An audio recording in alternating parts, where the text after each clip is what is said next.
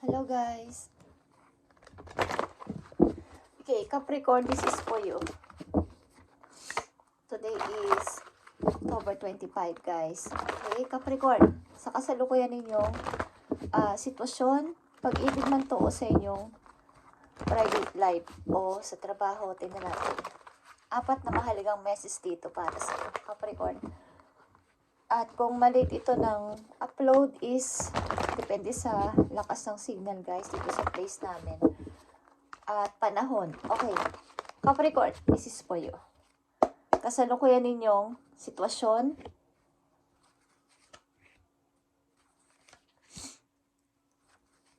Medyo malamig ng paligid, guys. Okay. Capricorn, you have grace.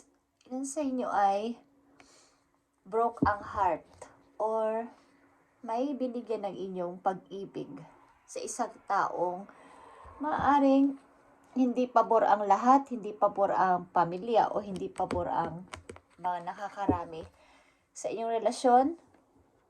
But sinasabi dito ng inyong guides na tama na. Tama na yung pagmumukmuk mo dito. Kung ibinigay mo ang heart mo sa tao na to is, bakit hindi mo isipin na may mga bagong person pa na paparating sa'yo? May mga bago pang pag-asa na paparating sa inyo. At maaaring ilan sa inyo ay nandun na sa kaisipan na yon at nagsisikap ngayon na maging busy na lang sa trabaho.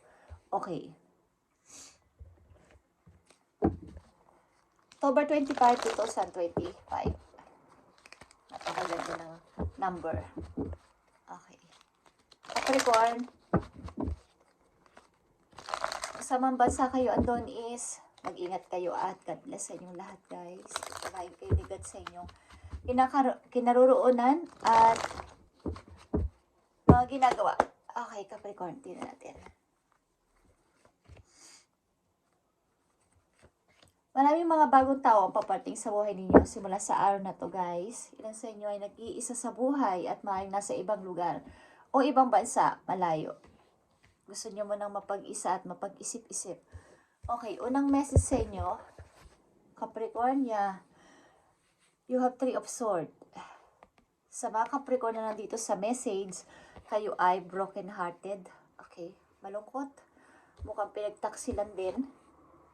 At nag-iisip-isip na may iba naman ako. Pumunta kaya ako ng ibang lugar. Ibahin ko kaya yung pananaw ko simula sa araw na to. Simula nang ako ay pagtaksilan, maging broken. Ang puso ko is, ang daming nabago sa akin. Ang dami kong pinag-iisipan. Meron din akong gustong puntahan. Okay, maaaring gusto nyong pumili ng bagong path ng buhay, bagong direction para sa inyong pag-i-start. Okay, Capricorn. At andito ang transformation. Okay. Pagtatapos talaga to ng relasyon, paglisa ng isang tao o pag-alis ng isang tao sa isang relasyon,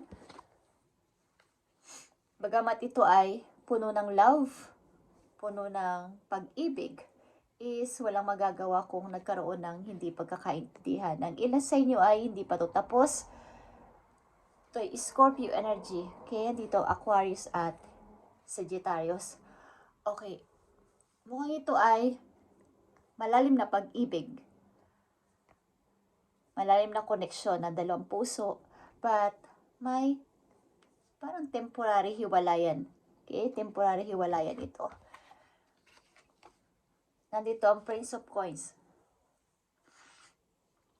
Mukhang kayo ay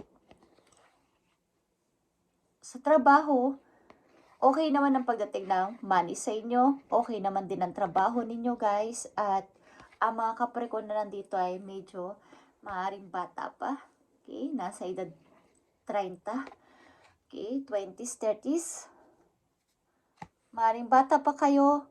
Mahilig na kayo talagang maghanap ng mapagkakakitaan at iniisip ang kapakanan palagi, yung future.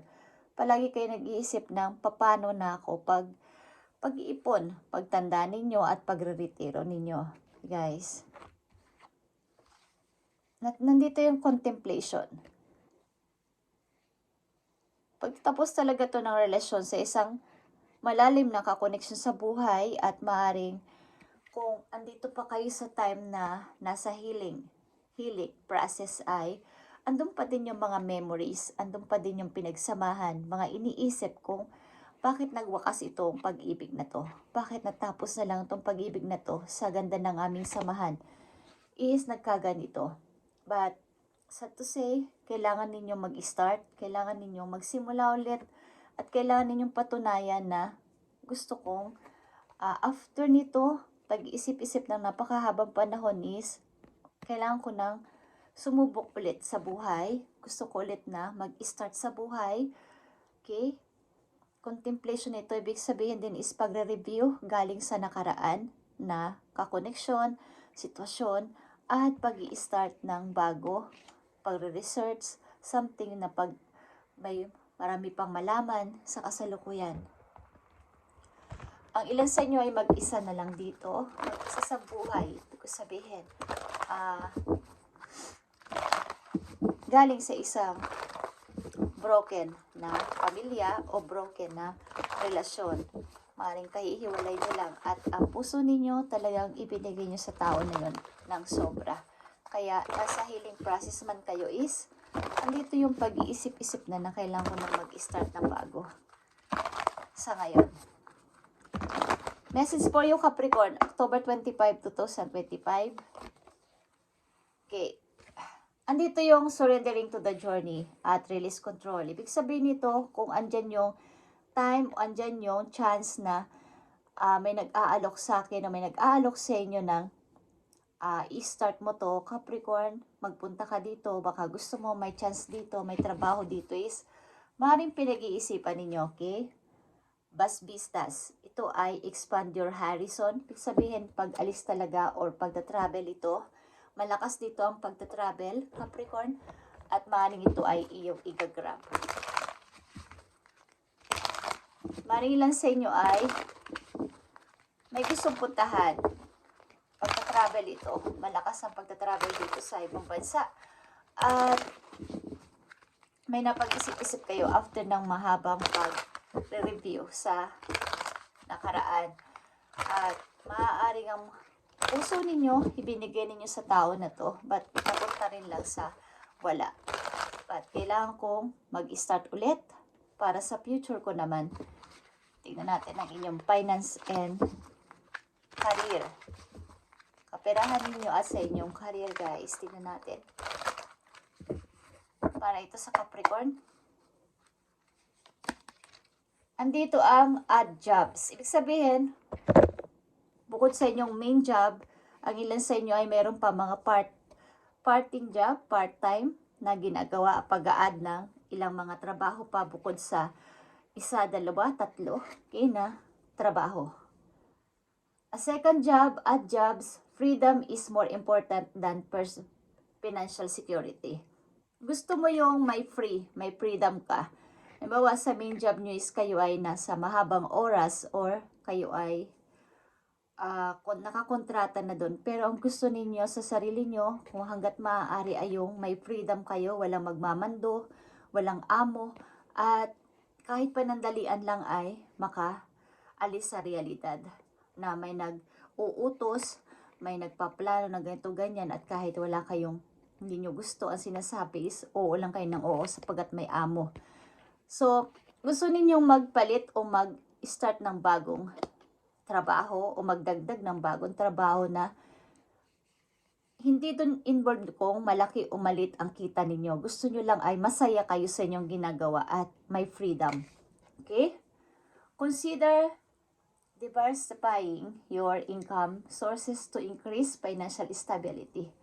Taking a transition job is okay, even if doesn't lead to a career. Halimbawa, ang inyong tinapos ay ganito, nag-college kayo, yan ang inyong tinapos, pero may nakalaan na trabaho para sa inyo na hindi naman ninyo kumbaga hindi yun yung inyong profession.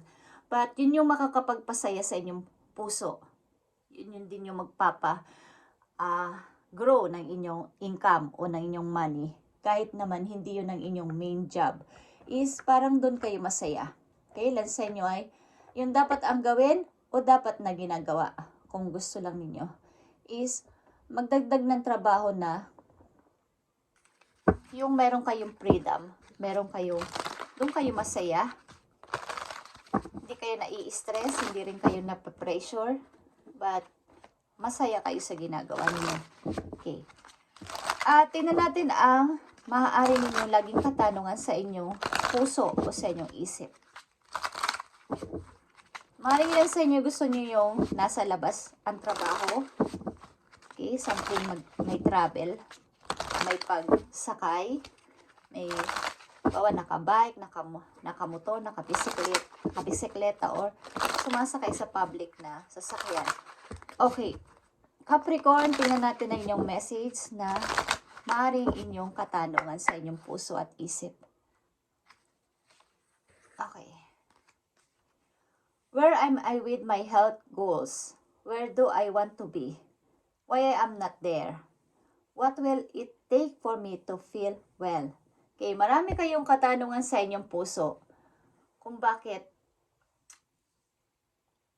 yung gusto ninyong gawin, yung gusto ninyong puntahan, wala kayo dun.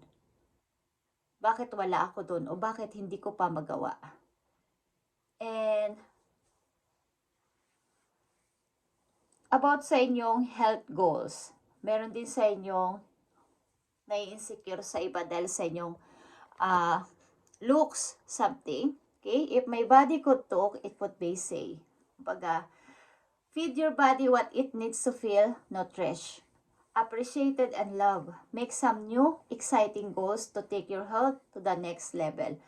Ang ilan sa inyo ay na parang nako-conscious sa lahat na sasabihin ng ibang tao sa inyong body, sa inyong looks. Okay, ilan sa inyo is kailangan ninyong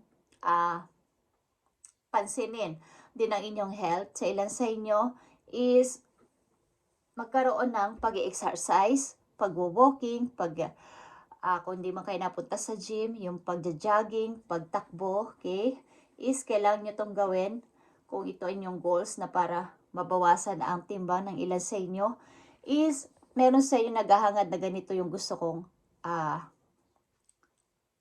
hugis ng bewang ko, okay. At yun ang dapat inyong gawin. Ilan sa inyo ay conscious sa inyong health o sa inyong body. Okay, guys. Maaaring napabayaan ninyo ang inyong sarili. Simula na mangyari ang mga ganito sa inyong buhay. Hindi nyo na nabibigyan ng attention ng inyong katawan. Okay. Sobrang stress.